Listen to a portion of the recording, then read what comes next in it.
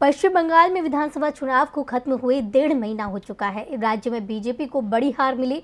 चुनाव के बाद बीजेपी के कई नेता टीएमसी में शामिल हो चुके हैं, लेकिन बीजेपी राजनीति करने से बाज नहीं आ रही। अब पार्टी ने बंगाल के विभाजन का मुद्दा उठा दिया, जिस पर सत्तारूढ़ तृणमूल कांग्रेस की मुखिया ममता बनर्जी ने तीखी प्रतिक्रिया व्यक्त की है। तो आखिर क्या है भाजपा के मंसूबे और उन पर कैसे बरसी ममता बनर्जी, जानने के लिए देखिए ये रिपोर्ट। पश्चिम बंगाल में अलग गोरखालैंड की मांग को लेकर लंबे समय से आंदोलन चल रहा है। गोरखालैंड की मांग तो नहीं मानी गई, लेकिन दार्जिलिंग और आसपास के पहाड़ी क्षेत्रों को कुछ अधिकार दिए गए।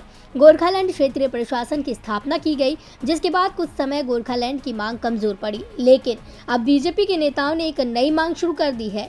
बंगाल के दार्जिलिंग सहित अलीपुरद्वार, कूच बिहार, जलपाईगुड़ी और कलिम्पोंग को बंगाल से अलग कर इसे केंद्र शासित प्रदेश बनाने की मांग की जा रही है। यानी पश्चिम बंगाल के विभाजन को अब बीजेपी नेताओं ने हवा देना शुरू कर दिया है।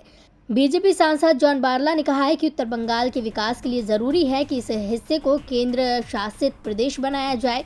वह इस मुद्दे पर क्षेत्र के अन्य सांसदों के साथ प्रधानमंत्री नरेंद्र मोदी और केंद्रीय गृह मंत्री अमित शाह से मुलाकात करेंगे तथा इसे संसद में भी उठाएंगे।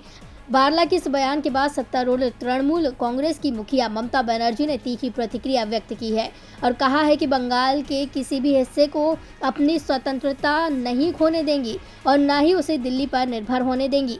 बीजेपी सांसद की मांग का पार्टी के अंदर ही विरोध हो रहा है। बंगाल बीजेपी अध्यक्ष दिलीप घोष को तो यहां तक कहना पड़ा कि उनकी पार्टी के किसी भी सांसद ने बंगाल के विभाजन की बात नहीं कही। लेकिन दिलीप घोष की सफाई काम आते नहीं दिख रही है, क्योंकि घोष के दावे के बाद बीजेपी के सांसद और राष्ट्रीय प्रवक्ता राजू विष्ट भी अलग राज्य की मांग के साथ खुलकर सामने आ गए हैं। उन्होंने कहा है कि उत्तर बंगाल को अलग राज्य या केंद्र शासित प्रदेश की आवाज बुलंद किए जाने की मांग को गलत नहीं ठहराया जा सकता। यानी साफ है कि बंगाल में मिली हार के बाद बीजेपी किसी मामले पर एकजुट नहीं हो पा रही है। टीवी लाइव की रिपोर्ट।